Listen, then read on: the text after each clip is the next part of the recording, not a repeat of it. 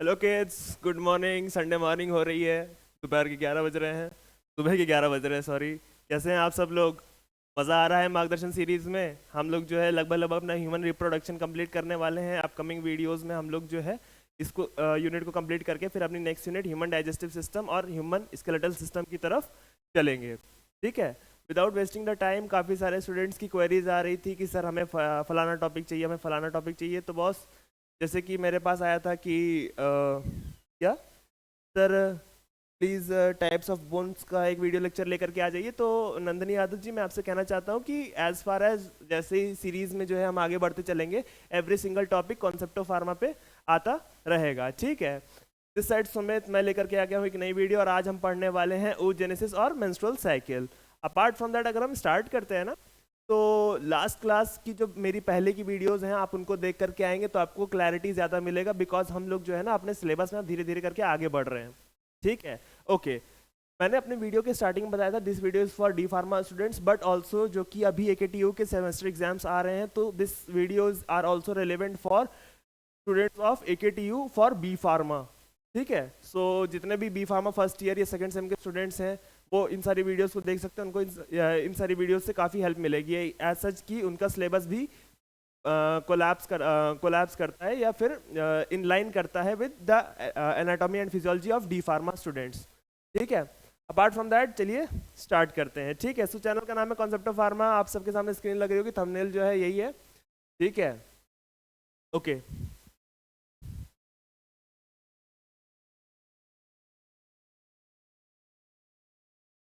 ये है concept of pharma. एक छोटा सा रिक्वेस्ट आप सबसे कि चैनल को सब्सक्राइब करना ना भूलिएगा। जितने भी आपके लेक्चर्स के नोट्स हो रहे हैं ना, लेक्चर्स के नोट्स हो रहे हैं, आप प्लीज़ उनका स्क्रीनशॉट लिया करो, स्क्रीन रिकॉर्डिंग किया करो, इंस्टाग्राम पे स्टोरी लगाया करो, और इस आईडी पर टैग कर दिया करो। किस पर टैग करना है students? Mister Somvanshi underscore 2003, and I will be promising that I will give you the mention back. ठीक है। अपने स्टूडेंट्स का, और जिन स्टूडेंट्स का ये क्वेरी था कि मुझे लेक्चर्स के नोट्स चाहिए, तो स्टूडेंट्स थोड़ा सा एक सपोर्ट चाहिए हमें भी। तो 1K सब्सक्राइबर्स होने पर हम आपको टेलीग्राम पे कॉन्सेप्ट ऑफ फार्मा के ही टेलीग्राम चैनल पे नोट्स प्रोवाइड कर देंगे। ठीक है। But for that we have to complete at least family of 1K subscribers. ठीक है। ओके। तो बिफोर स्टार्टिंग एनीथिंग हम अब स्टार्ट करते हैं। ठीक है। Thank you. तो अब आ जाते हैं अपनी स्लाइड पर। ठीक। तो this is what menstrual cycle. Menstrual cycle के बारे में हम लोग स्टार्ट करेंगे। ठीक है। आज मैं PPT लेकर के आया हूँ बाय गॉड ग्रेस। ठीक है। बट पढ़ेंगे हम लोग ब्लैंक स्लाइड पर ही। ठीक है। तो हम लोग टाइप्स ऑफ साइकिल्स की बात कर लेते हैं। ठीक है। तो सब लोग अपने पेन पेपर्स कॉपी निकाल ले, नोट्स बनाना स्टार्ट करें। ठीक है। चैनल का लोगो आप भूलेंगे नहीं, ये है कॉन्सेप्ट ऑफ फार्मा अपने चैनल का लोगो। ठीक है। सब्सक्राइब करना मत भूलिएगा। ठीक है।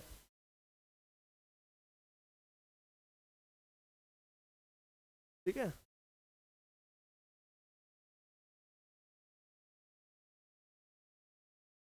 ठीक। ओके। तो अगर हम लोग बात कर लेते हैं ना कि साइकिल्स की, साइकिल्स कितने टाइप्स के होते हैं? साइकिल्स जो बेसिकली होते हैं ना, वो टू टाइप्स के होते हैं। कितने टाइप्स के होते हैं? टू टाइप्स के होते हैं। कितने टाइप्स के होते हैं बच्चों?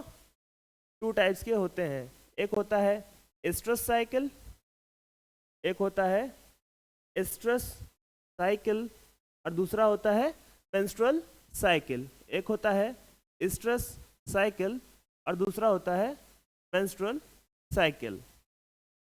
ठीक है। अच्छा, स्ट्रेस साइकिल की बात कर लेते हैं। तो स्ट्रेस साइकिल किन ऑर्गेनिजम्स में पाया जाता है? स्ट्रेस साइकिल हमें किन ऑर्गेनिजम्स में पाया जाता है स्टूडेंट्स, बताइए प्लीज। स्ट्रेस साइकिल हमें पाया जाता है मेमेलियन नॉन प्राइमेट्स में। किस में पाया जाता है स्टूडेंट्स? मेमेलियन नॉन प्राइमेट्स में। जैसे कौन कौन से एनिमल्स आ जाते हैं इसमें, या कौन कौन से ऑर्गेनिजम्स आ जाते हैं? जैसे कि डॉग्स आ गए, जैसे कि कैट्स आ गए, इन सब में पाया जाता है आपका स्ट्रेस साइकिल। सो इसमें हम लोग लिख लेंगे it is found in mammalian in mammalian non primates, mammalian non primates। I hope so आपको राइटिंग समझ में आ रहा होगा। ठीक है।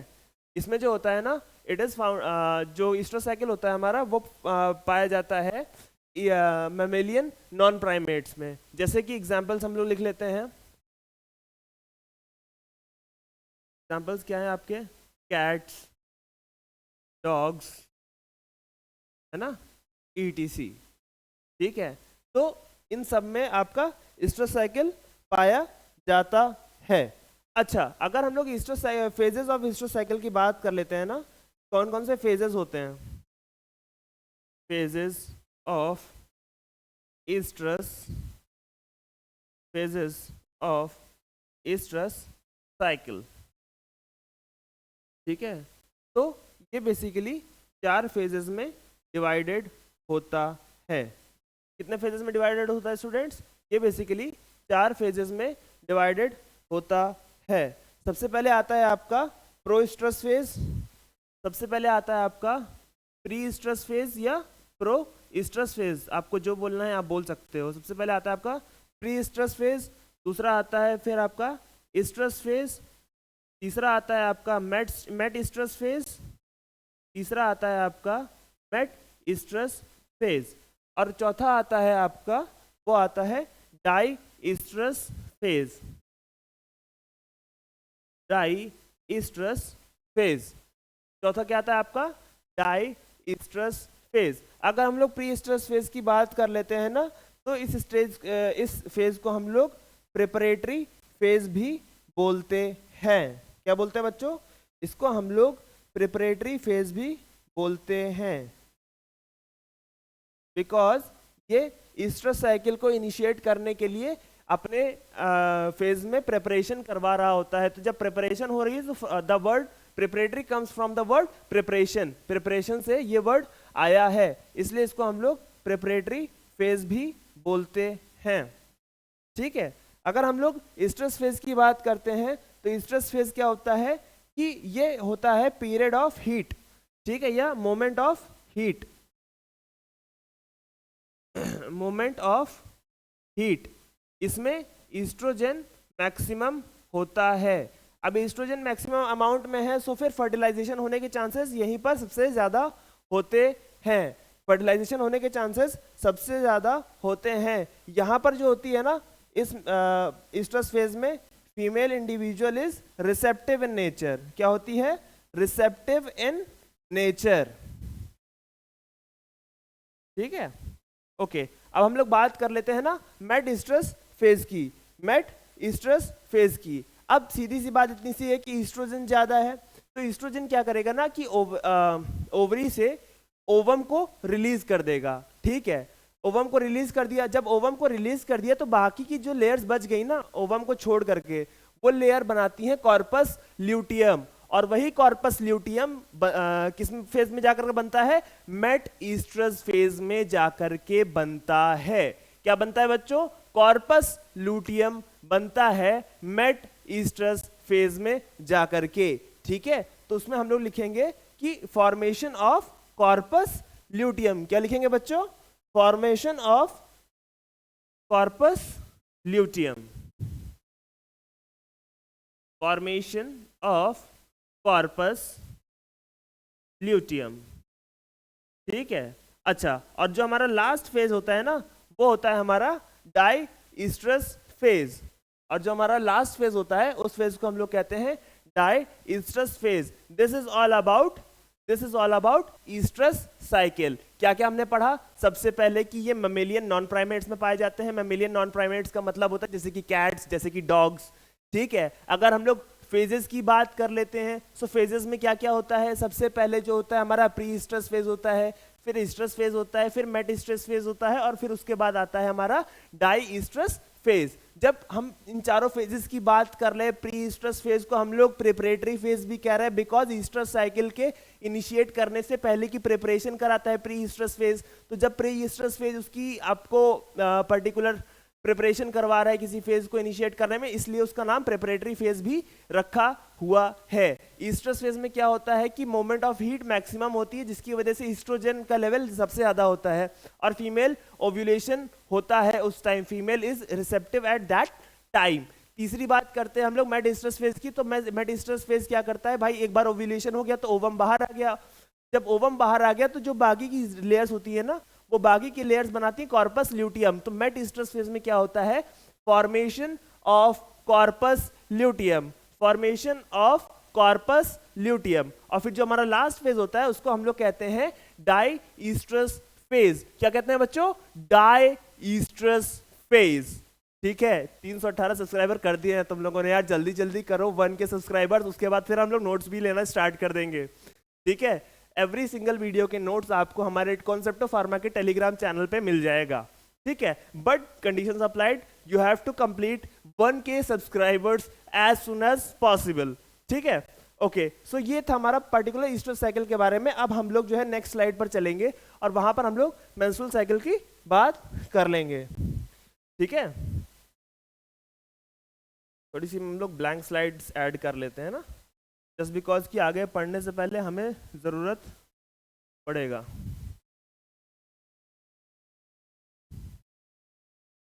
तुम लोग कमेंट्स नहीं कर रहे हो यार आजकल, कमेंट ढंग से कर किया करो। 1 मिनट रुको यार, ये क्या हो गया एकदम से, टेक्निकल ग्लिच आ गया कुछ।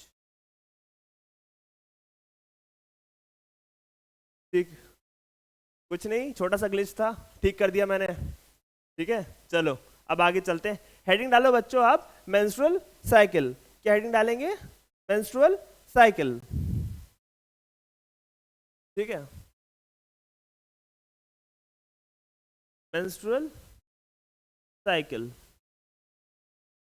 अब मेंस्ट्रुअल साइकिल की बात कर लेते हैं।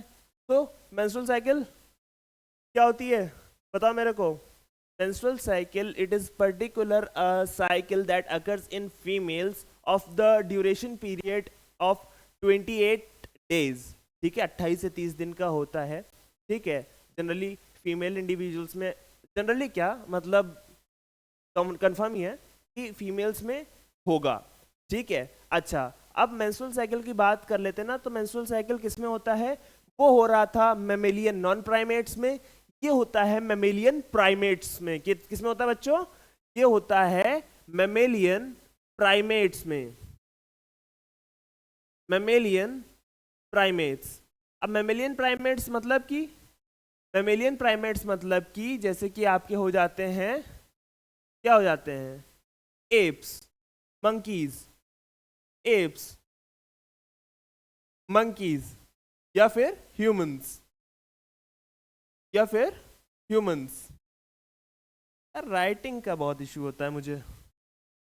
ठीक है, या फिर हो जाता है आपके ह्यूमंस। ठीक है, तो ये पर्टिकुलरली मेमेलियन प्राइमेट्स में होते हैं। मेंस्ट्रुअल साइकिल में जब भी एंडोमेट्रियल लाइनिंग ब्रेक होगी तो फिर ब्लड ब्लड का लॉस होगा। अभी आप पूछोगे sir what is endometrial lining. जब मैं एफआरएस फीमेल रिप्रोडक्टिव सिस्टम पढ़ा रहा था, या मैंने diagram of female reproductive system पढ़ा रहा था, तब मैंने बताया था कि यूट्राइन वॉल पर जो है एंडोमेट्रियल लाइनिंग की लेयर आ जाती है, जो कि 28 डे के पीरियड में वो ब्रेक होती है। तो जब भाई मेंस्ट्रुअल साइकिल हो रही तो फिर यहाँ पर लॉस ऑफ ब्लड होगा। तो हमारा सेकेंड पॉइंट यहीं से आ जाता है कि यहाँ पर होता है लॉस ऑफ ब्लड। यहाँ पर क्या होता है हमारा, लॉस ऑफ ब्लड। ठीक है, उसके बाद फिर हम लोग कुछ बात कर लेते हैं जो कि मेंस्ट्रुअल साइकिल में कुछ इंपॉर्टेंट टर्म्स हैं। वो इंपॉर्टेंट टर्म्स क्या क्या हैं पहले हम लोग जान लेते हैं उनके बारे में। सबसे पहले हम लोग बात कर लेते हैं मेनार्क। ये वाला कलर आपको दिखाई दे रहा है, ये वाला कलर आपको दिखाई दे रहा है, एक मिनट,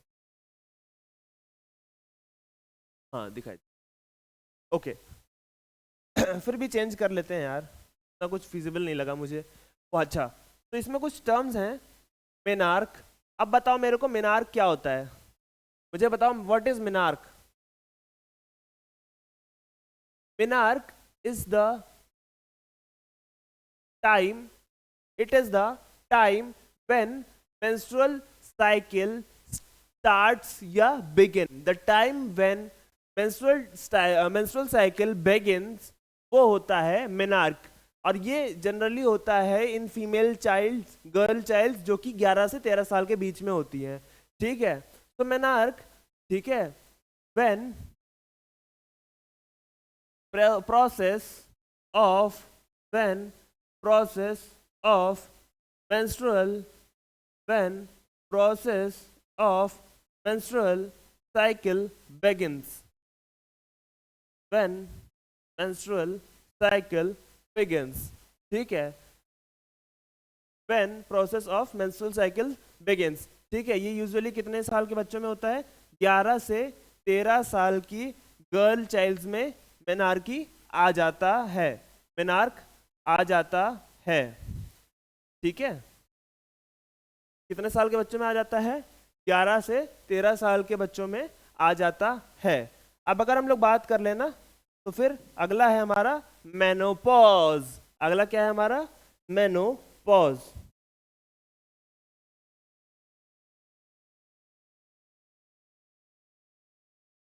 मेनोपॉज। अब अगर हम लोग मेनोपॉज की बात कर लेते हैं ना, तो अब ये क्या है? मेनोपॉज क्या है? मेनोपॉज का मतलब होता है सिसेशन इन मेंस्ट्रुअल साइकिल। सिसेशन मतलब कि वो टाइम जिस समय मेंस्ट्रुअल साइकिल फीमेल्स में स्टॉप हो जाती है। क्या हो जाती है बच्चों? स्टॉप हो जाती है, रुक जाती है, कि अब ओव्यूलेशन नहीं होगा, एंडोमेट्रियल लाइनिंग नहीं ब्रेक होगी। तो मेंस्ट्रुअल साइकिल का जो स्टॉपेज वाली कंडीशन होती है या सिसेशन वाली कंडीशन होती है, उसको हम लोग कहते हैं मेनोपॉज। इसको लिख लो सिसेशन, सिसेशन जिसको ब्रैकेट में लिख लो स्टॉपेज, सिसेशन ब्रैकेट में स्टॉपेज ऑफ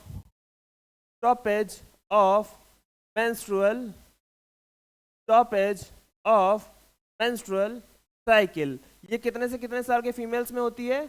45 टू 50 इयर्स की फीमेल्स में होता है, ठीक है, कि 45 से 50 साल की फीमेल्स के बीच में मेनोपॉज की कंडीशन आएगी। कंडीशंस अप्लाइड, ये सारे टर्म्स का मतलब तब यूजेबल लगेगा या यूटिलाइजेबल लगेगा जब फीमेल इंडिविजुअल की जो रिप्रोडक्टिव हेल्थ है वो बहुत ही ऑप्टिमम हो, ठीक है, बहुत ही ज्यादा हेल्दी हो, तब ये सारी चीजें अपने नॉर्मल टाइम पर ही होंगी, ठीक है। अब हमारे पास दो टर्म्स और आ जाते हैं। सबसे पहले आता है प्यूबार्क। सबसे पहले क्या आता है बच्चों? इसके बाद आता है हमारा प्यूबार्क। अब प्यूबार्क क्या होता है?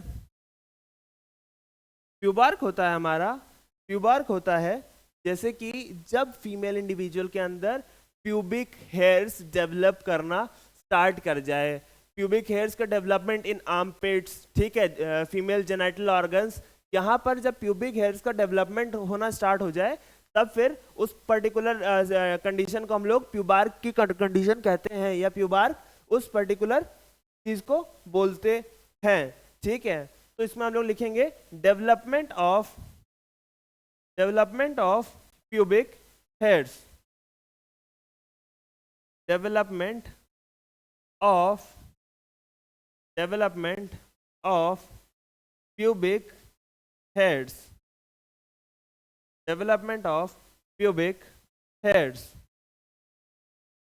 ठीक है। और ये जो हमारी लास्ट कंडीशन है ना, लास्ट कंडीशन क्या मतलब कह सकते हो, ठीक है, तो जो लास्ट कंडीशन हमारी उसको हम लोग कहते हैं थेलार्क। क्या कहते हैं? थेलार्क, ठीक है, सॉरी,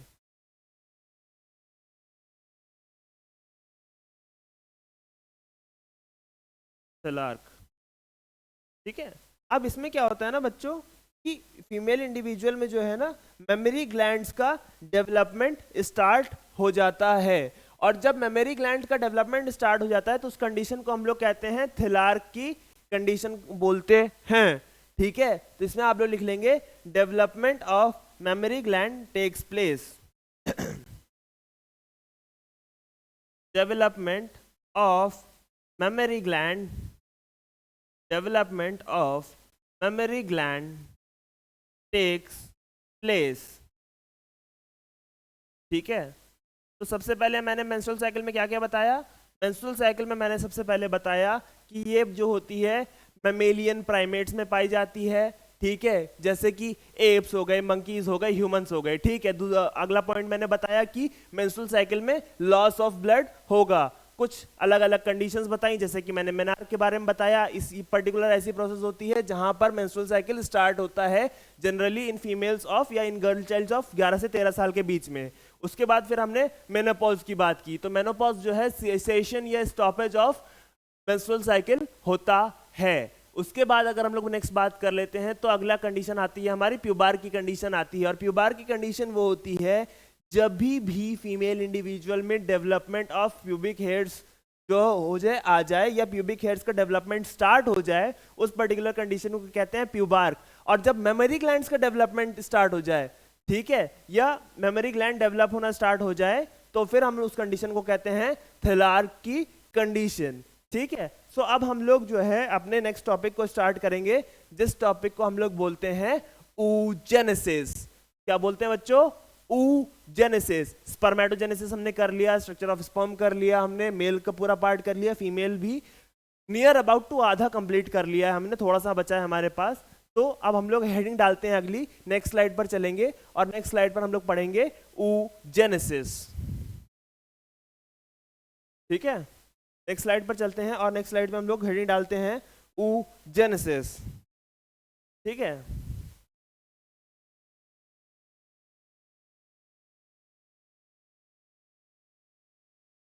oogenesis की बात करते हैं तो बच्चों बताओ मेरे को oogenesis क्या होता है? oogenesis क्या होता है? oogenesis एक ऐसी कंडीशन होती है जिसमें ओवा का फॉर्मेशन स्टार्ट हो जाता है। ऊ से मतलब आता है ओवा, और जेनेसिस का मतलब होता है टू जनरेट, ठीक है। ऊ का मतलब होता है यहाँ पे ओवा, और जेनेसिस का मतलब होता है टू जनरेट, टू जनरेट, ठीक है। तो इसको हम लोग सिंपल से लिख सकते हैं the process of the process of formation slash generation of ova is called as oogenesis, ठीक है। तो थोड़ा सा टाइम नहीं लेंगे और इस पर्टिकुलर प्रोसेस को हम लोग पूरे अच्छे तरीके से समझते हैं, ठीक है। अपने आंख कान नाक सब खुले रखना, दिमाग भी साथ में, ठीक है, नहीं तो यह प्रोसीजर समझ में नहीं आएगा। और नहीं समझ में आएगा तो कमेंट सेक्शन पे ला देंगे या लिख देंगे, तो मैं दोबारा से इस पर वीडियो एक बना दूंगा, ठीक है। तो चलिए स्टार्ट करते हैं। सबसे पहले ये है हमारी सेल, ये है हमारी सेल जो कि डिप्लॉयड इन नेचर है। क्या है बच्चों? डिप्लॉयड इन नेचर है।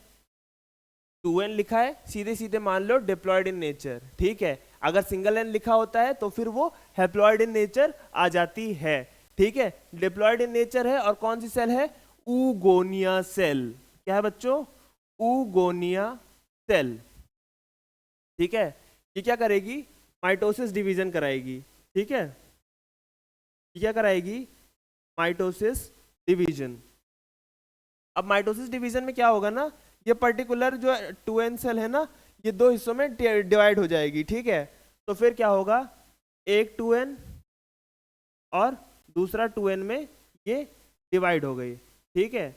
अब जब दो 2n में डिवाइड हो गए तो फिर क्या होगा ना, ये जो हमारा 2n है इसका साइज बढ़ने लगेगा, ठीक है। स्टार्ट्स ग्रोइंग, ठीक है।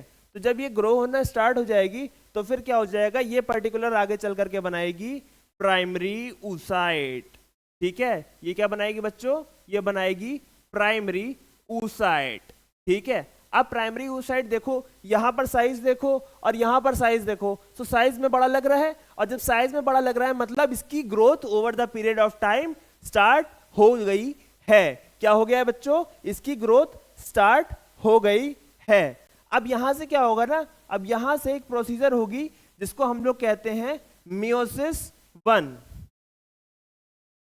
यहां पर क्या होगी? पर्टिकुलर मियोसिस 1 होगी। क्या होगी बच्चों? यहां पर होगी मियोसिस वन, और जब मियोसिस वन होगी तो ये पर्टिकुलर रिडक्शनल डिवीजन है, ठीक है, ये एक तरीके का रिडक्शनल डिवीजन है, ठीक है।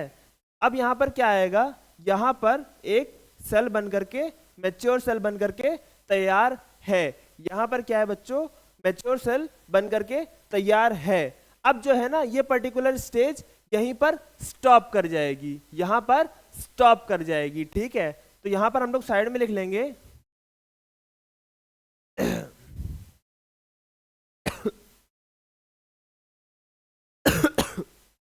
ठीक है, get arrested, get arrested at, कौन से स्टेज पर अरेस्ट कर रही है, ये पर्टिकुलर वो वाली स्टेज है जब गर्ल चाइल्ड का बर्थ हो रहा है, ठीक है। Get arrested at prophase diplotene 1, prophase diplotene 1।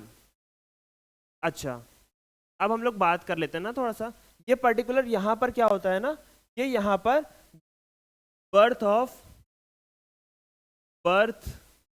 Of girl child,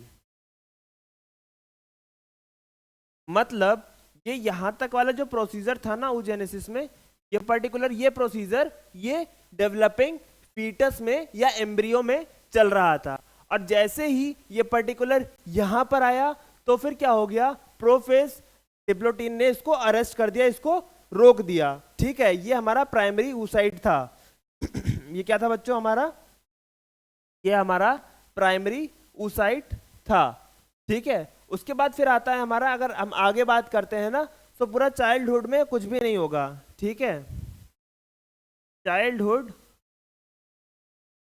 ठीक है, गर्ल्स चाइल्डहुड में फिर कुछ भी नहीं होगा। उसके बाद रीजनरेशन स्टार्ट होगा या रीइनिशिएशन स्टार्ट होगा, कब, जब मेनार्क आ जाएगी, मेनार्क की कंडीशन आ जाएगी, ठीक है, या प्यूबर्टी आ जाएगी, ठीक है। एक मिनट, हमें थोड़े से स्लाइड्स और ऐड करने होंगे, ठीक है, यहां तक हो गया। अच्छा, नेक्स्ट स्लाइड पे चलते हैं। तो फिर जब प्यूबर्टी आती है ना, अब प्यूबर्टी पे क्या होता है, प्यूबर्टी जब आती है तो फिर हार्मोन रिलीज होने स्टार्ट हो जाते हैं, hormones start getting released, start getting released. जब हार्मोन्स रिलीज हो रहे हैं, और हमने यहां पर देखा था कि बॉस एम्ब्रियो में इतना सारा कुछ हो गया, ठीक है, जैसे कि डिप्लॉयड उगोनिया सेल ने माइटोसिस डिवीजन कराया, 2 सेल्स में बनाया, फिर एक सेल ग्रो करके प्राइमरी oocyte बनाया, फिर मियोसिस का रिडक्शनल डिवीजन होता है, और फिर ये जो होता है अरेस्ट कर जाता है, मतलब ये यहाँ पर स्टॉप हो जाता है। बट उसके बाद जब प्यूबर्टी आती है ना दोबारा से, मेनार्की जब दोबारा से आता है, तो फिर फीमेल इंडिविजुअल के अंदर हार्मोन सिक्रीशन या हार्मोन रिलीजिंग स्टार्ट होती है। अब कौन कौन से हार्मोन्स रिलीजिंग स्टार्ट होती है वो हम आगे पढ़ेंगे गला खराब है मेरा बच्चों, ठीक है, लेकिन कोई बात नहीं, लेक्चर लेना भी जरूरी है, ठीक है।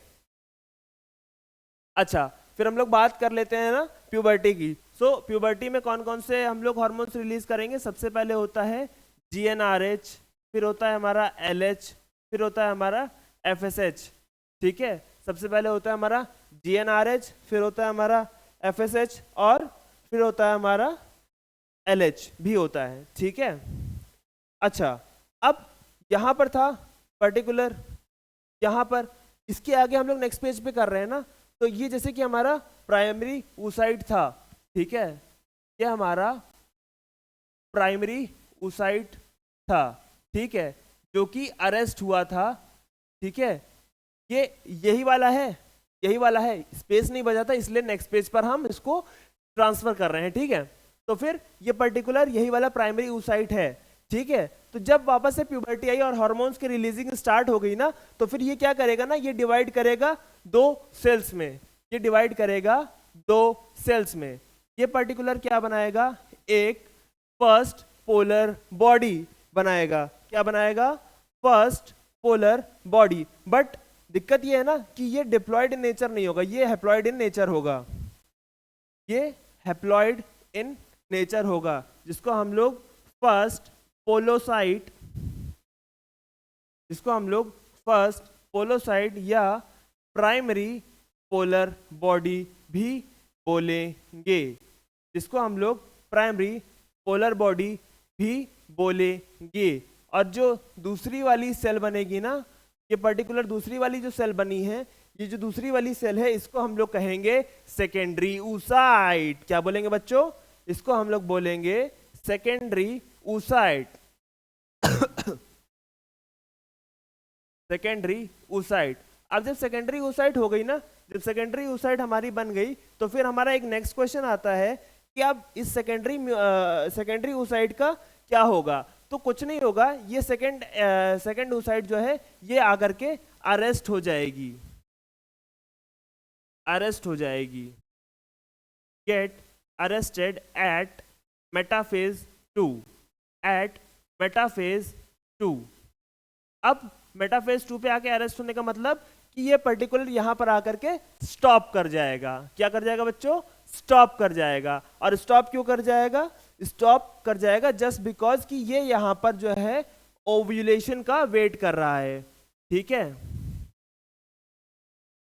ठीक है, ओव्यूलेशन का वेट कर रहा है, वेटिंग फॉर ओव्यूलेशन। ठीक है, ओव्यूलेशन, अगर ओव्यूलेशन हो जाता है, ठीक है, तो फिर क्या होगा? सबसे पहले सेकंड पोलर बॉडी और जाइगोट मिलेगा। अगर फर्टिलाइजेशन नहीं होता है तो फिर ये पर्टिकुलर अरेस्टेड ही रहेगा।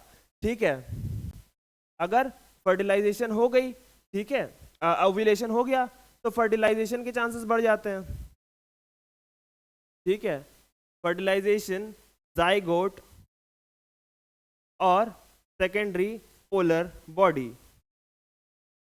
ठीक है, और अगर नहीं हुआ फर्टिलाइजेशन तो फिर एंडोमेट्रियल लाइनिंग ब्रेक हो जाएगी। ठीक है, नो फर्टिलाइजेशन। ठीक है, तो जब नो फर्टिलाइजेशन हो गया, तो नो फर्टिलाइजेशन में क्या होता है? नो फर्टिलाइजेशन की कंडीशन में एक्चुअली में ये होगा कि एंडोमेट्रियल लाइनिंग ब्रेक हो जाएगी, एंडोमेट्रियल लाइनिंग ब्रेक हो जाएगी, एंडोमेट्रियल लाइनिंग ब्रेक्स। ठीक है, ओके, हो गया।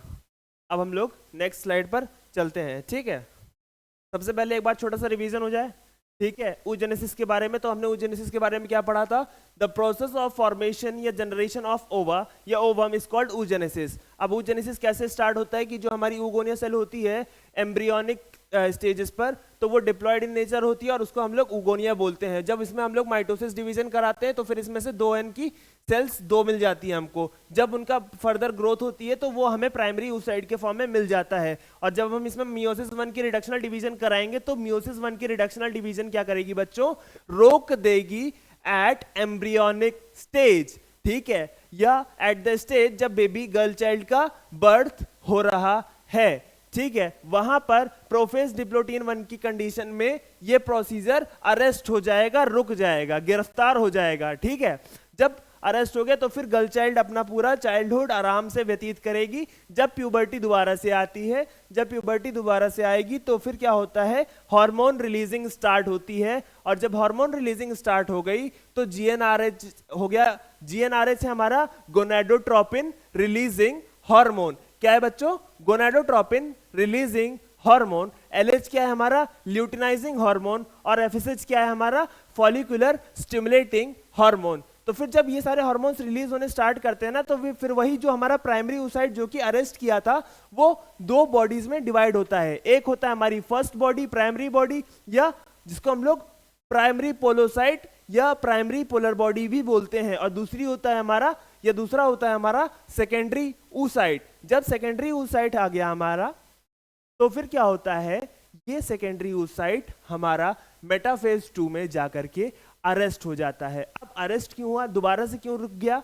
वो रुक जाता है इसलिए ओव्यूलेशन का वेट करता है। एक बार ओव्यूलेशन होता है तो फिर 2 कंडीशन बनती है कि फर्टिलाइजेशन होगा कि नहीं होगा। अगर फर्टिलाइजेशन हो गया तो हमें जाइगोट मिलेगा और सेकंड पोलर बॉडी मिलेगी। और अगर फर्टिलाइजेशन नहीं हुआ तो फिर आपको या आप फीमेल गर्ल चाइल्ड की एंडोमेट्रियल लाइनिंग ब्रेक हो जाती है। समझ में आ गया? नहीं समझ में आएगा, मेरे को भी पता है, एक्चुअली थोड़ा सा कॉम्प्लेक्स टॉपिक है ये, तो उसके लिए आपको क्या करना पड़ेगा ना, वीडियो को बार बार रिवाइंड करके देखना पड़ेगा। मैं एक बार फिर से बता देता हूँ, ठीक है? क्या होता है, हाँ, क्या होता है ना कि जो हमारी oogenesis है, वो oogenesis एक प्रोसेस है। अब oogenesis के प्रोसेस में क्या हो रहा है ना कि जो हमारी ऊगोनिया सेल है, डिप्लॉइड सेल, वो क्या करती है, माइटोसिस, दो चीजें याद रखो, माइटोसिस मियोसिस, बस यही दो प्रोसीजर याद रखने, पहले माइटोसिस डिवीजन होगा, फिर होगा हमारा मियोसिस। माइटोसिस में क्या हुआ, एक सेल जो थी ऊगोनिया, वो दो डिफरेंट सेल्स में डिवाइड हो गई, फिर उसमें से एक सेल का ग्रोथ स्टार्ट होता है जो कि प्राइमरी oocyte बनाएगा। अब वो प्राइमरी oocyte क्या करेगा, प्रोफेज डिप्लोटीन 1 की कंडीशन में जाकर के अरेस्ट हो जाता है। वो कंडीशन होती है फीमेल गर्ल चाइल्ड के बर्थ के टाइम पे, या बर्थ से पहले एम्ब्रियोनिक स्टेजेस में ये सारा प्रोसीजर हो चुका होता है, ठीक है? फिर उसका चाइल्डहुड, उसका पूरा चाइल्डहुड बीतता है। जब प्यूबर्टी आती है ना, तब प्यूबर्टी आने के बाद क्या होता है कि हार्मोन स्टार्ट गेटिंग रिलीज, ठीक है, स्टार्ट गेटिंग रिलीज, ठीक है? तो जब रिलीजिंग हार्मोन्स की स्टार्ट होती है, कौन कौन सी, GnRH, LH, FSH। तो GnRH, LH, FSH जैसे कि गोनाडोट्रोपिन रिलीजिंग हार्मोन है।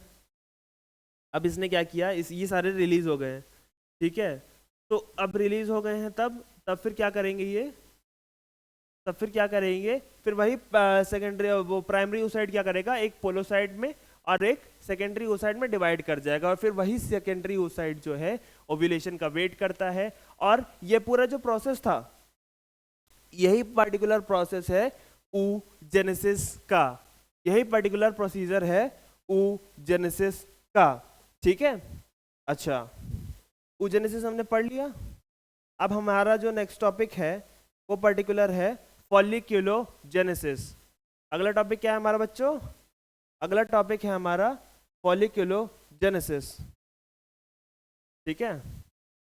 टाइम वेस्ट नहीं करते हैं, चलिए स्टार्ट करते हैं, ठीक है? हेडिंग डाल लो सब लोग, फॉलिक्यूलोजेनेसिस।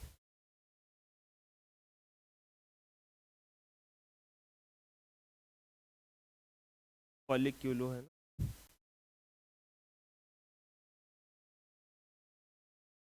फॉलिक्यूलोजेनेसिस। अब फॉलिक्यूलोजेनेसिस में क्या हो रहा है ना, डेवलपमेंट ऑफ फॉलिकल्स या formation of follicle, formation of follicle. यार देखो, एचएपी इतना टफ नहीं है, एचएपी में अगर टर्मिनोलॉजीज याद हो गई ना, तो फिर वो इतना टफ रह नहीं जाता। अब जैसे कि मान लो कहीं पर जेनेसिस लगा है, तो पर्टिकुलर उस पर्टिकुलर जिस नाम के आगे जेनेसिस लगा है ना, उस पर्टिकुलर चीज के फॉर्मेशन की बात हो रही होगी, ठीक है? सो फॉर्मेशन ऑफ फॉलिकल्स। अब मेरे को बताओ व्हाट इज फॉलिकल। जो हमारा एग होता है ना, मेल फर्टिलाइजिंग एग, ठीक है, वो हमारा क्या होता है, कभी भी अकेला तो होता नहीं, उसके आसपास और भी सारे सेल्स होते हैं। फॉलिकल, फॉलिकल या फॉलिकल की बात कर लेते हैं, तो अगर ये ओवा है ना हमारा, तो इसके सरफेस पे काफ़ी सारी सेल्स होंगी। अब ये सेल्स क्या करेंगी ना, ये सेल्स जो है इकट्ठा होकर के ही फॉलिकल बनाते हैं। यही होता है हमारा फॉलिकल। अब इसके फॉर्मेशन को हमें पढ़ना है कि बॉस देखो कैसे बनता है चल करके। तो अगर हम लोग प्रोसीजर की बात कर लेते हैं ना, तो कैसे बनता है, सबसे पहले होता है हमारा प्राइमरी फॉलिकल, फिर होता है हमारा सेकेंडरी फॉलिकल, फिर होता है हमारा टर्शरी फॉलिकल, और फिर लास्ट में आता है हमारा ग्राफियन फॉलिकल। लास्ट में आता है हमारा ग्राफियन फॉलिकल, ग्राफियन फॉलिकल, ठीक है? ओके, तो आई होप सो इतना आपको समझ में आया होगा, ठीक है? अब जो है हम लोग बात कर लेते हैं प्राइमरी फॉलिकल की। तो अपने कॉपीज में हेडिंग डालो, प्राइमरी फॉलिकल्स। अगर हम लोग प्राइमरी फॉलिकल्स की बात करते हैं ना, तो ये जो हमारा प्राइमरी oocyte है,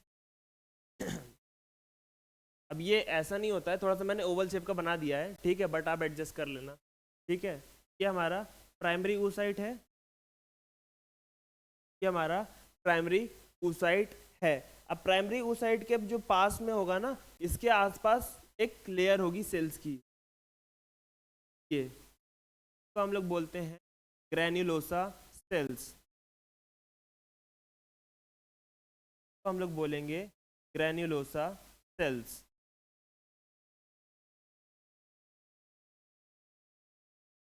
ठीक है, तो this is how primary follicle looks like.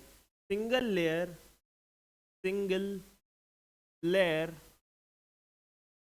Granulosa cells होती हैं, ग्रैन्युलोसा सेल्स होती हैं।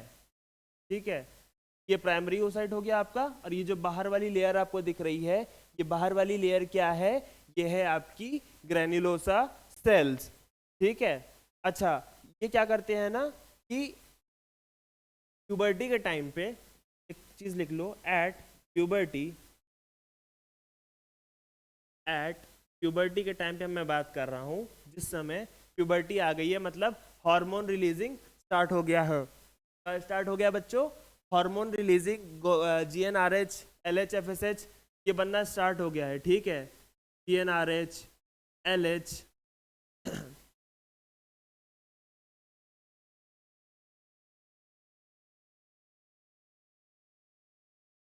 GnRH LH FSH ये सब स्टार्ट हो गया है ना।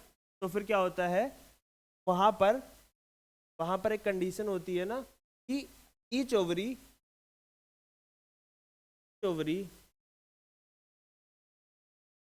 consist 70 to 80,000 follicles. 70 से 80,000 फॉलिकल हमारा ईच ओवरी कंप्राइज करता है। एक फीमेल बॉडी में नॉर्मली 2 ओवरीज होती हैं। ठीक है, तो एक के पास 80,000 और दूसरे के पास भी 70 या 80,000। ठीक है, तो टोटल 1,60,000 के आसपास का फिगर बनता है। इतने फॉलिकल्स या इतने प्राइमरी फॉलिकल्स प्रेजेंट होते हैं। अगर हम लोग सेकेंडरी फॉलिकल की बात कर लेते हैं, सेकेंडरी फॉलिकल क्या होता है हमारा, सेकेंडरी फॉलिकल की अगर हम लोग लेयर की बात करते हैं, सेकेंडरी फॉलिकल में जो इनर मोस्ट लेयर होगी वो हमारी प्राइमरी oocyte ही होगी। ठीक है, वो हमारी प्राइमरी oocyte ही होगी। अब प्राइमरी oocyte के अंदर क्या होगा ना कि प्राइमरी oocyte के ऊपर लेयर्स होंगी। ठीक है, किसकी लेयर्स होंगी, ग्रैन्युलोसा सेल्स की लेयर होगी।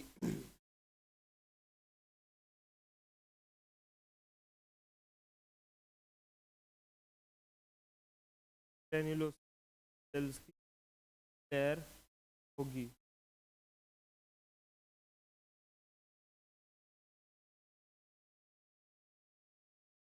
के बाद फिर क्या होता है ना,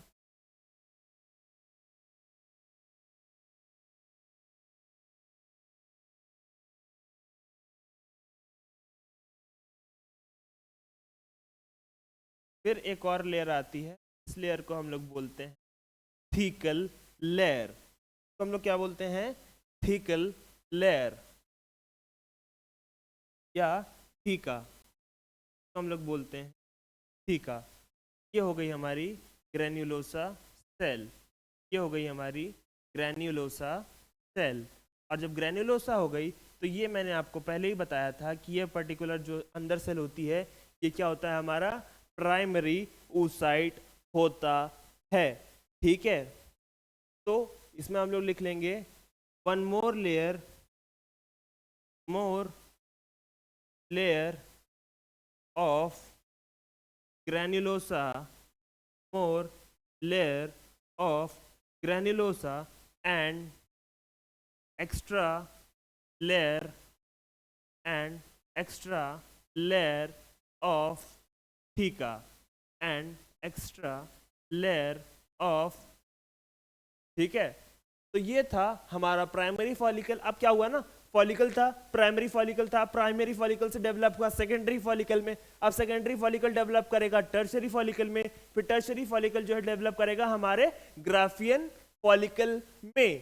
तो जब हमारा सेकेंडरी फॉलिकल बन गया। अब सेकेंडरी फॉलिकल से हम लोग आगे चलेंगे और नेक्स्ट में हम लोग क्या पढ़ेंगे कि how secondary follicle transforms into tertiary follicle, या जब टर्शरी फॉलिकल बन गया तो ऐसे कौन कौन से पार्ट्स हैं जो इसमें डेवलप हो जाएंगे, या इसमें कौन कौन सी नई लेयर्स आ जाएंगी। तो चलिए आते हैं, देखते हैं डायग्राम ऑफ टर्शरी फॉलिकल्स का। ठीक है, स्लाइड्स में फिर से ऐड कर लूंगा। ठीक है ओके अब हेडिंग डालो टर्शरी फॉलिकल। यार ये अपने को ना व्हाइट कलर ही पसंद है, व्हाइटिश कलर पसंद है आज। टर्शरी फॉलिकल, अब टर्शरी फॉलिकल का स्ट्रक्चर ध्यान से देखना बच्चों। ठीक है, वहां पर प्राइमरी oocyte था, यहां पर सेकेंडरी oocyte आ जाएगा, यहां पर सेकेंडरी oocyte आ जाएगा। बिकॉज स्टेजेस बढ़ रही हैं तो उधर पर्टिकुलर oogenesis की भी स्टेज बढ़ रही है, कि पहले oogenesis था, अरेस्ट कर गया, उसके बाद फिर सेकेंडरी oocyte आया। तो जब सेकेंडरी oocyte आया, सेकेंडरी oocyte की कंडीशन में पर्टिकुलर फॉलिकल आपका टर्शरी या थर्ड डिग्री का हो जाता है। ठीक है, तो टर्शरी फॉलिकल की बात कर लेते हैं ना। टर्शरी फॉलिकल में ये पर्टिकुलर आपका सेकेंडरी oocyte हो गया। ठीक है, अब इसमें आती हैं, सबसे पहले क्या आएगी बच्चों, इसमें आएगी ग्रेन्युलोसा सेल। सबसे पहले हम लोग इसमें ग्रेन्युलोसा सेल को बना लेंगे। अब तुम बोलोगे कि सर की सर्किल में नहीं है, तो खुद से सर्कल बना लेना यार, मेरी डायग्राम उतना अच्छा है नहीं। ठीक है, what I meant to made you explain every single thing, तुमको समझ में आ जाए, बाकी डायग्राम मैं कंसिडरेबल बनाऊंगा, एकदम एग्जैक्ट तो नहीं बना सकता।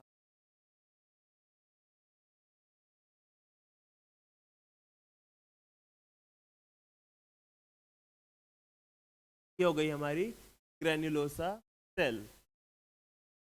अब हम लोग कुछ इसमें मॉडिफिकेशन करते हैं। बिना मॉडिफिकेशन के तो गाड़ी भी बेटर नहीं लगती, ये तो फिर भी डायग्राम है।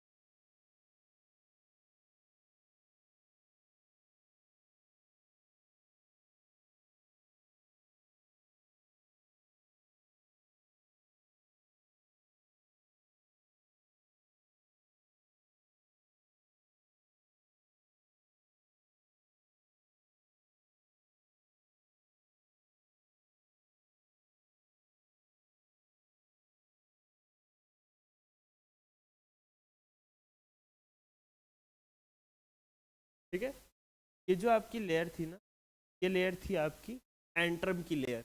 ठीक है, हमने ग्रैन्युलोसा सेल्स बना दिया और हमने एंट्रम की एक लेयर बना दी। ठीक है, ये थोड़ा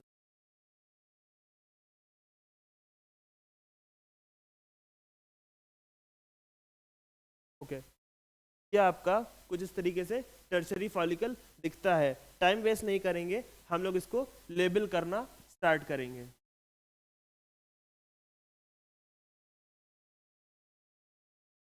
इस ऊपर थोड़ा सा हमें लेना चाहिए, बात नहीं।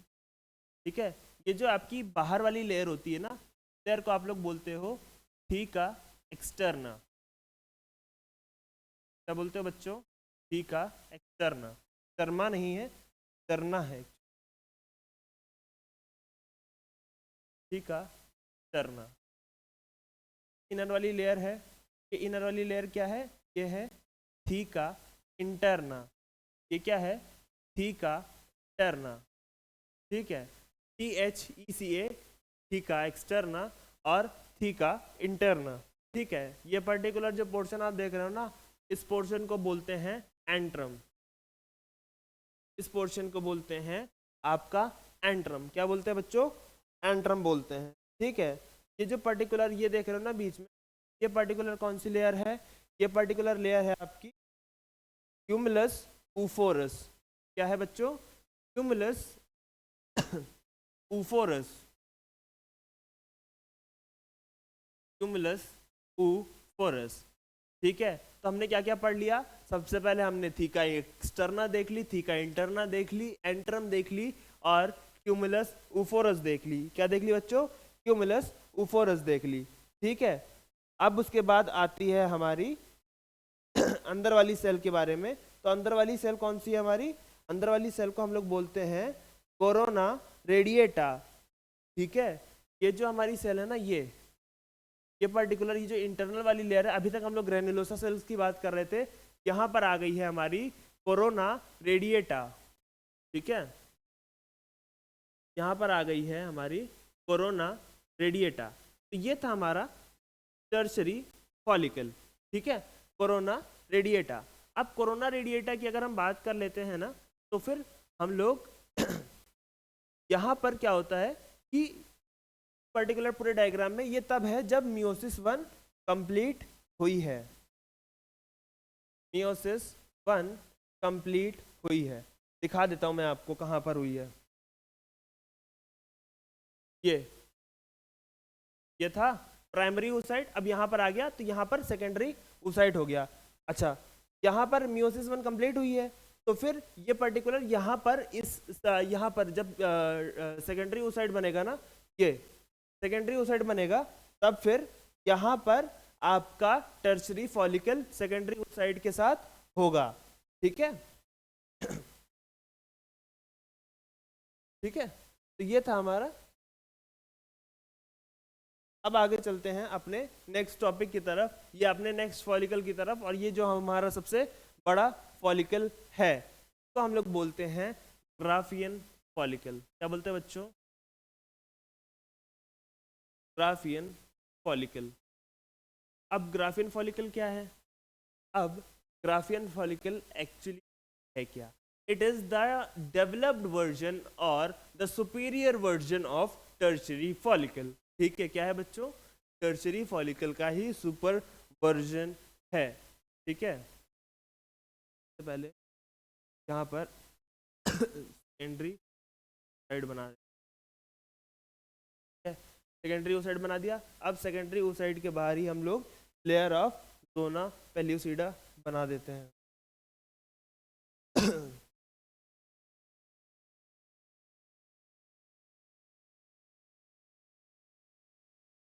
लेयर ऑफ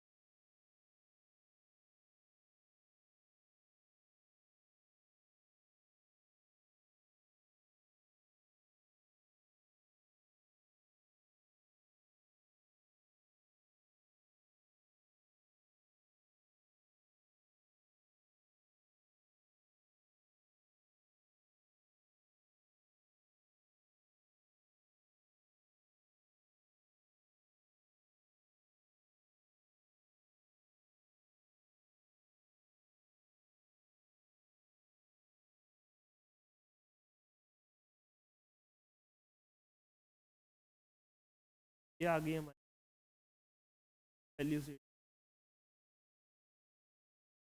अब जोना पेल्यूसिडा के बाद जो है हम लोग की बाकी लेयर्स स्टार्ट होंगी।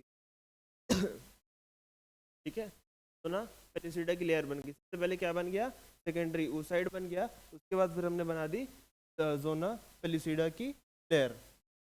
अब हम डायग्राम को वापस से बनाना स्टार्ट करते हैं।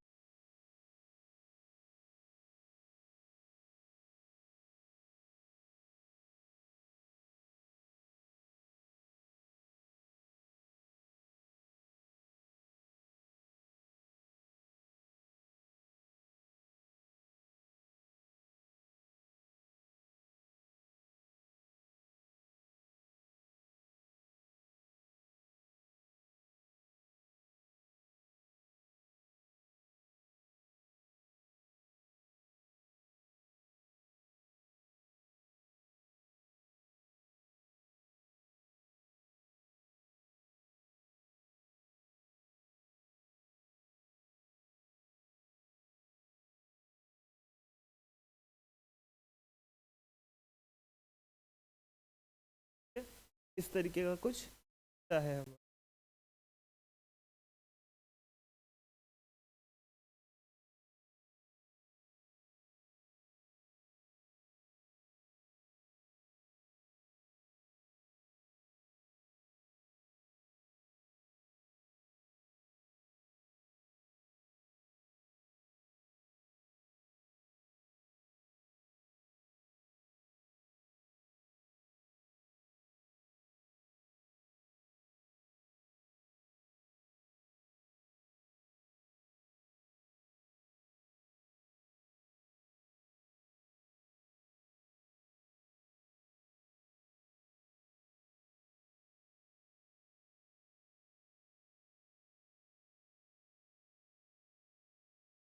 ये आ गई हमारी।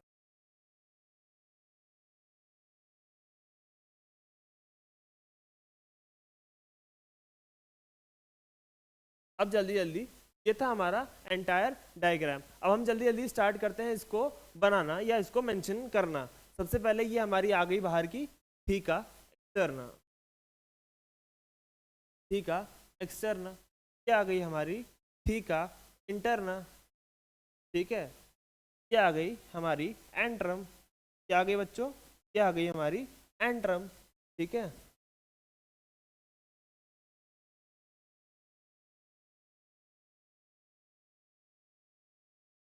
अब जो हमारी एंट्रम आ गई, ठीक है, ये हमारी आ गई जोना पेल्यूसिडा। ये हमारी आ गई जोना पेल्यूसिडा। ठीक है, ओके। जब ये हमारी जोना पेल्यूसिडा आ गई, और जोना पेल्यूसिडा आने के बाद जो हमारी नेक्स्ट सेल है, ये जो बाहर वाली सेल है, ये हमारी है ग्रेन्युलोसा सेल। ये है हमारी ग्रेन्युलोसा सेल। ठीक है, और पर्टिकुलर ये हमारा डायग्राम जो है वो होता है पूरा, ठीक है, ग्राफियन फॉलिकल का। ठीक है, ग्राफियन फॉलिकल का। साथ ही साथ ये जो होता है ना, ये हमारा होता है ऊ लेमा। क्या होता है, ऊ लेमा। ठीक है, और ये तो आपको पता ही था क्या था, क्यूमुलस ऊफोरस। ठीक है, क्यूमुलस ऊफोरस। ठीक है, तो ये था आपका पूरा process of folliculogenesis. Folliculogenesis, development of follicle, maturation of follicle. Primary का हमने देखा स्ट्रक्चर, सेकेंडरी का देखा, टर्शरी का देखा, और फिर ग्राफियन फॉलिकल का देख लिया। ठीक है, अब टाइम नहीं वेस्ट करते हैं, और सबसे पहले आप इसको देख लो और फिर मुझे बताओ कि समझ में आया कि नहीं। ठीक है,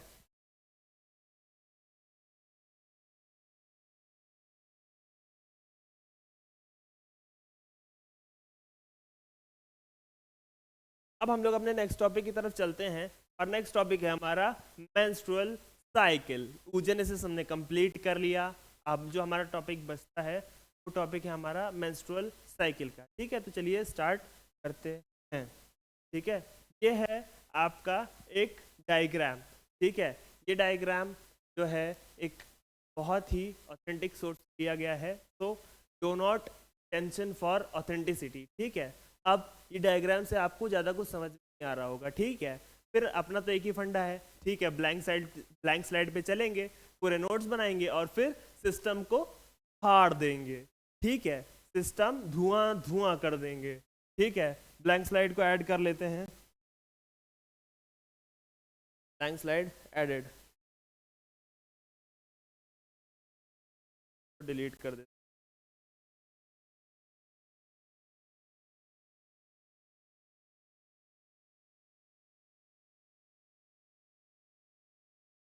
अब हम लोग हेडिंग डालते हैं मेंस्ट्रुअल साइकिल। हेडिंग डालते हैं बच्चों मेंस्ट्रुअल, कल ही बताया था मैंने, मेमेलियन प्राइमेट्स है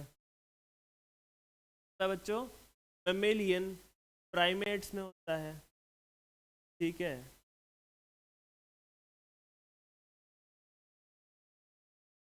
डॉग्स, कैट, सॉरी, हाँ रहता हूँ मैं,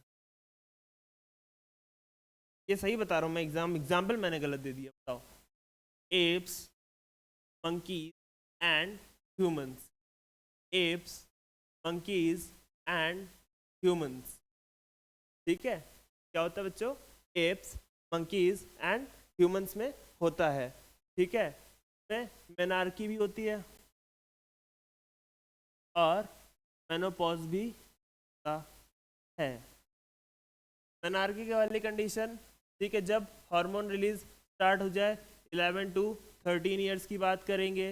मेनोपॉज हमारा 45 टू 55 ईयर्स की आसपास अटेनेबिलिटी आती है। मेनोपॉज की अटेनेबिलिटी आती है 45 से 55 साल के बारे में। अब हम अगर इसके हार्मोनल कंट्रोल की बात कर लेना, हार्मोनल कंट्रोल, हार्मोनल कंट्रोल की बात कर ले अगर, तो हार्मोनल कंट्रोल में हम लोग क्या देखते हैं, जो हमारा हाइपोथैलेमस है ना, बहुत थिक चल रहा है।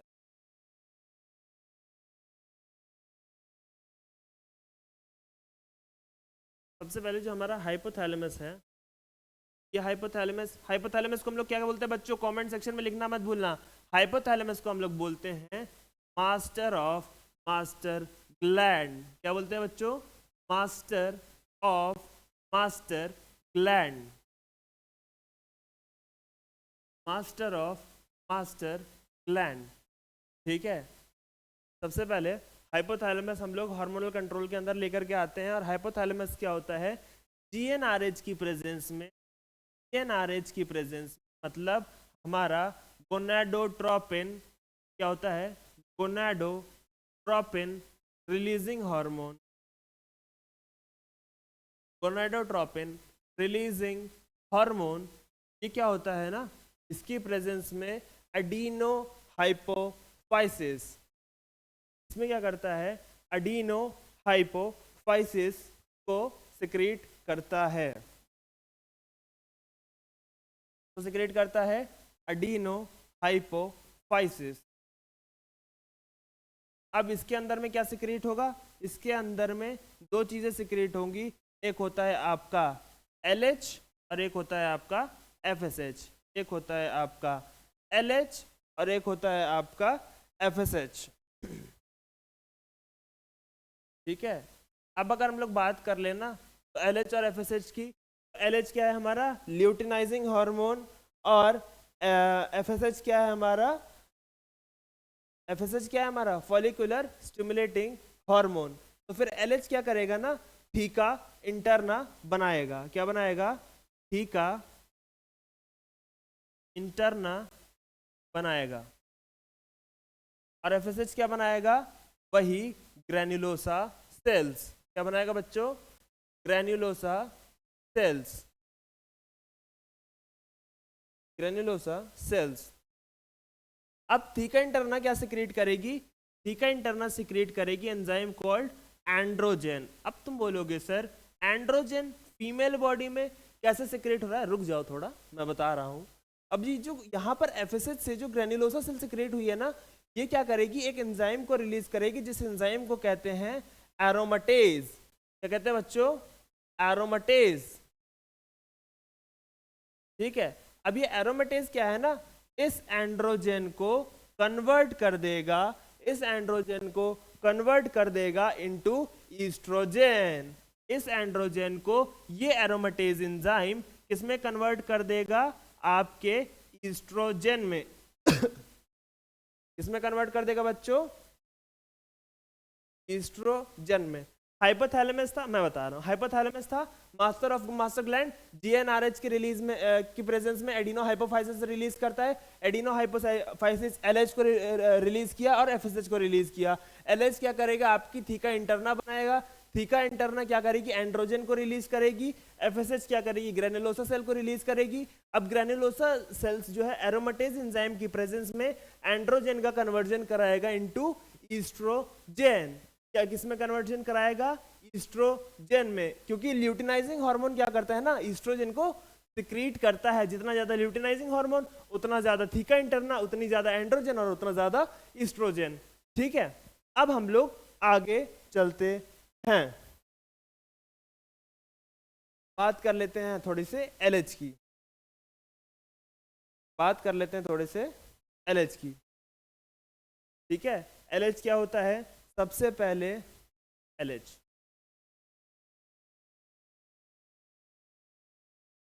Luteinizing hormone. अब क्या होता है ना, ल्यूटिनाइजिंग हार्मोन की बात कर लेते हैं, तो ये सबसे पहले क्या कराता है, मेंटेनेंस ऑफ कॉर्पस ल्यूटियम। क्या कराता है बच्चों, मेंटेनेंस ऑफ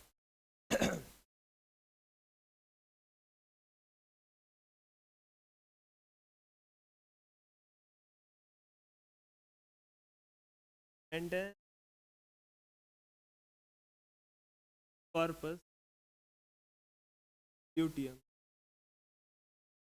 अगर आता है मेंटेनेंस ऑफ कॉर्पस ल्यूटियम। ठीक है, अब ये क्या है ना, corpus luteum is a kind of a temporary endocrine system. Temporary endocrine system.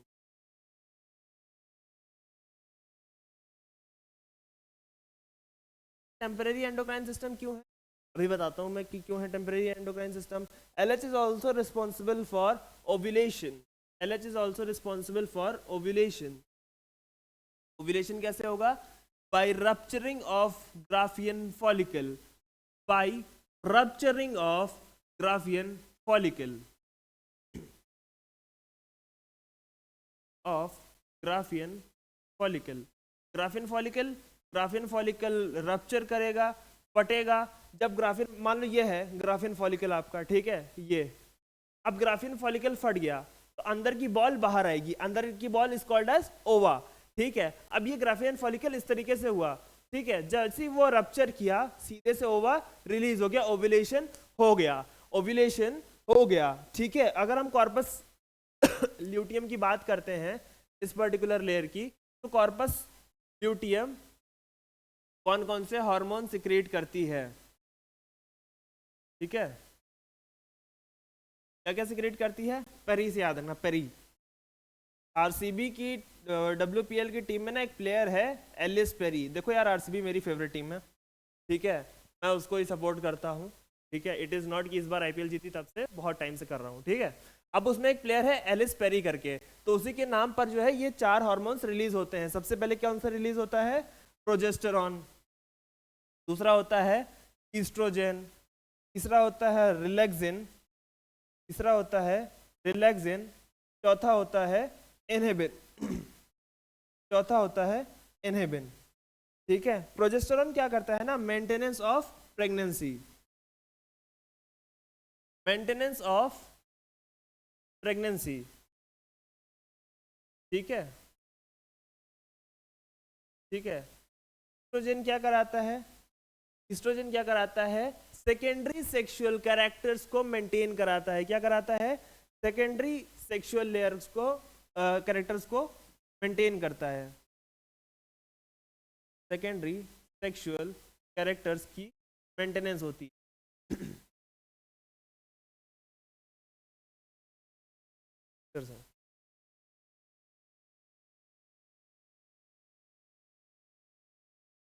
ठीक है, सेकेंडरी सेक्शुअल कैरेक्टर की मेंटेन करता है। ठीक है, उसके बाद फिर रिलैक्सिन की बात करते हैं तो क्या करता है, रिलैक्सिन क्या रिलैक्स करेगा, मायोकार्डियल मायोमेट्रियम कॉन्ट्रैक्शन को, मायोकार्डियल कह रहा हूँ मैं, ठीक है sorry, it relaxes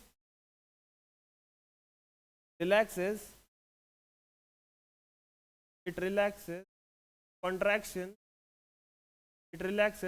contraction of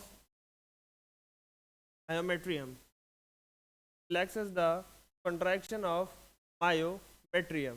ठीक है, अब जब मायोमेट्रियम का कॉन्ट्रैक्शन रिलैक्स हो गया तो इनहिबिन क्या करेगा, ये क्या करता है, इनहिबिट करता है कौन से हार्मोन को, ये इनहिबिट करता है एफएसएच को। ठीक है, या ये क्या करता है, इनहिबिट करता है या क्या करता है, नेगेटिव फीडबैक देता है। ठीक है, नेगेटिव फीडबैक देता है, और क्या इनहिबिट करता है, एफएसएच को।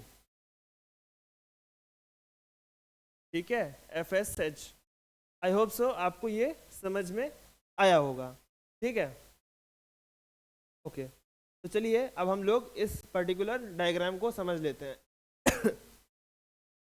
ठीक है, इस पर्टिकुलर डायग्राम को समझ लेते हैं, इससे अच्छा है कि हम लोग खुद बना लें। ठीक है, ज़्यादा अच्छे से समझ में आएगा। ठीक है, तो अब एक लास्ट डायग्राम आज बनाने के लिए तैयार हो जाओ। ठीक है, भी कहाँ से दें, ठीक है, अब बनाओ diagram of menstrual cycle, diagram of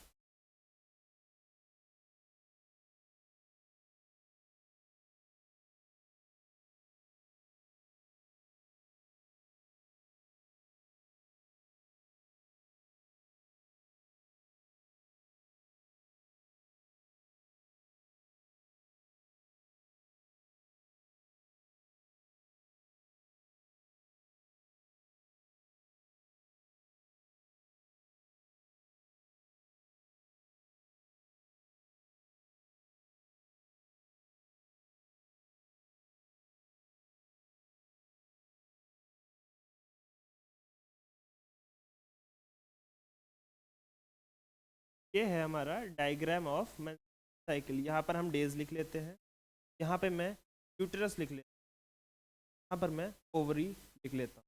ठीक है, मैंने लिख लिया। अब यहाँ पर हम लोग मेंशन करना स्टार्ट करेंगे। सबसे पहले आप लोग लिखोगे यहाँ पे एंडोमेट्रियम। एंडोमेट्रियम वो लाइनिंग जो कि यूट्रस पर आ जाती है बार बार और हर महीने ब्रेक डाउन होकर के गिरती रहती है। ठीक, उसके बाद यहाँ पर ovarian hormone, ovarian hormone.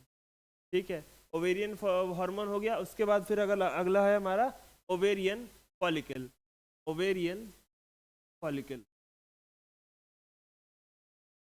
Follicle, ovarian follicle भी हो गया। अब है हमारा लास्ट, अब हमारा लास्ट क्या चीज है, पिट्यूटरी हार्मोन, पिट्यूटरी हार्मोन।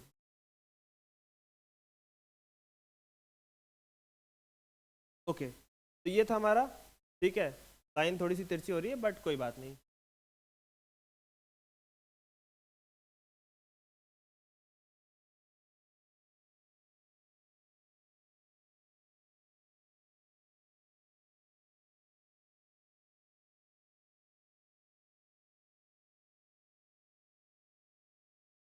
ठीक है, अब हम लोग यहाँ पर मार्क करना स्टार्ट करेंगे।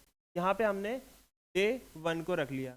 ठीक है, यहाँ कहीं डे 5 रख लिया, यहाँ पर कहीं डे 14 रख लिया, और लास्ट में डे 28 को रख लिया।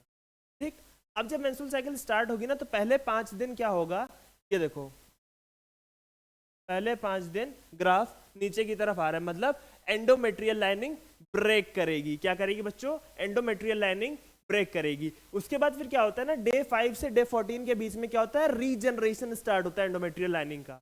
ठीक है, एंडोमेट्रियल लाइनिंग का रीजनरेशन स्टार्ट होता है। ठीक है, ये रीजनरेशन स्टार्ट हो गया। ठीक है, सबसे पहले एंडोमेट्रियल लाइनिंग ब्रेक करी, उसके बाद फिर क्या करी, क्या हुई, रीजनरेशन स्टार्ट हुआ। अब क्या होगी, 14 डे से 28 डे तक ये कांस्टेंट बनी रहेगी, ये पर्टिकुलर कांस्टेंट बनी रहेगी। अब यूट्रस में पर्टिकुलर इन सब फेजेस को अलग अलग तरीके से बताया जाता है। जैसे कि पहला ये है हमारा मेंस्ट्रुअल फेज। क्या है बच्चों? ये है हमारा मेंस्ट्रुअल फेज। फिर ये है हमारा प्रोलीफरेटिव फेज। क्या बोलते हैं हमको लोग इसको? Proliferative phase, proliferative phase. ठीक है। उसके बाद फिर ये वाला इस पर्टिकुलर फेज को हम लोग क्या बोलते हैं? इस फेज को हम लोग बोलते हैं सिक्रीटरी फेज। तो हम लोग बोलते हैं सिक्रीटरी फेज। इसको हम लोग बोलते हैं सिक्रीटरी फेज। ठीक है। तो यूट्रस की बात कर लेते हैं। तो according to uterus there are menstrual phase, proliferative phase, secretory phase. Menstrual phase where the menstrual cycle, menstrual lining breaks down. Proliferative phase, the phase when endometrial lining is regenerated, and when in secretory phase the endometrial lining becomes more glandular. ठीक है। अच्छा, अगर हम बात कर लेते हैं ना ओवरी की, तो ये जो डे 1 से डे 14 वाला होता है ना, इसको हम लोग बोलते हैं ओवरी में फॉलिकुलर फेज। Follicular phase. अब फॉलिकुलर फेज क्यों बोलते हैं? जस्ट बिकॉज कि ओवम जो है ना अभी तक ओवरी मतलब ग्राफियन फॉलिकल से बाहर नहीं, अभी तक ओव्यूलेशन नहीं हुआ है, तो इसलिए फॉलिकुलर फेज, क्योंकि ग्राफियन फॉलिकल के अंदर है, इसलिए इस फेज को बोलते हैं फॉलिकुलर फेज। ठीक है। 14th डे पे ओव्यूलेशन हो गया। ठीक है। 14th डे पे ओव्यूलेशन हो गया। जब 14th डे पे ओव्यूलेशन हो गया तो दूसरा वाला क्या है हमारा? Ovulatory phase. दूसरा वाला क्या है हमारा? Ovulatory phase. और तीसरा वाला क्या है हमारा? 14 से 28 डे के बीच में, इसको हम लोग बोलते हैं ल्यूटियल फेज। क्या बोलते हैं बच्चों? Luteal phase. अच्छा, अब हम लोग ओवेरियन फॉलिकल पे आ जाते हैं। किस पर आ जाते हैं बच्चों? ओवेरियन फॉलिकल पे। ये क्या है हमारा? Primary follicle. फिर ये क्या है हमारा? Secondary follicle. ठीक है। फिर ये क्या है हमारा? Tertiary follicle. फिर ये क्या है हमारा? Graafian follicle. अब ये ग्राफियन फॉलिकल है। अच्छा, ये ग्राफियन फॉलिकल है। अब ग्राफियन फॉलिकल से एग रिलीज हो जाएगा। ठीक है। एग रिलीज हो जाएगा। ठीक है। अब एग रिलीज जब हो जाएगा तो एग रिलीज के टाइम पे क्या होगा कि हमारा जो ल्यूटिनाइजिंग फेज है वो ईस्ट्रोजन जो है हमारा वो सबसे ज्यादा रहेगा। ठीक है। सबसे ज्यादा रहेगा। मैं बता रहा हूं कैसे। देखो, जब हम अभी पहले पढ़ रहे थे तो हमने पहले कहीं देखा था, कहीं तो हमने लिखा था ना कि LH FSH के बारे में, कि जितना ज्यादा LH होगा उतना ही ज्यादा ईस्ट्रोजन सिक्रीट होगा। ठीक है। तो फिर क्या होता है ना कि अब जब यहाँ पर पर्टिकुलर एंडोमेट्रियल लाइनिंग बन गई तो फिर क्या होता है? एंडोमेट्रियल लाइनिंग बनती तभी है जब ईस्ट्रोजन ज्यादा होता है। ठीक है। तो पहले क्या होता है ना, ये है आपकी ईस्ट्रोजन की लेयर। ठीक है। ईस्ट्रोजन की लेयर ये है। ठीक है। अगर हम लोग बात कर लेते हैं ना प्रोजेस्टेरॉन की, तो प्रोजेस्टेरॉन की लेयर ये है आपकी। प्रोजेस्टेरॉन की लेयर क्या है? प्रोजेस्टेरॉन की लेयर ये है। ठीक है। अब मैं बता रहा हूं कैसे। देखो, ईस्ट्रोजन की लेयर है,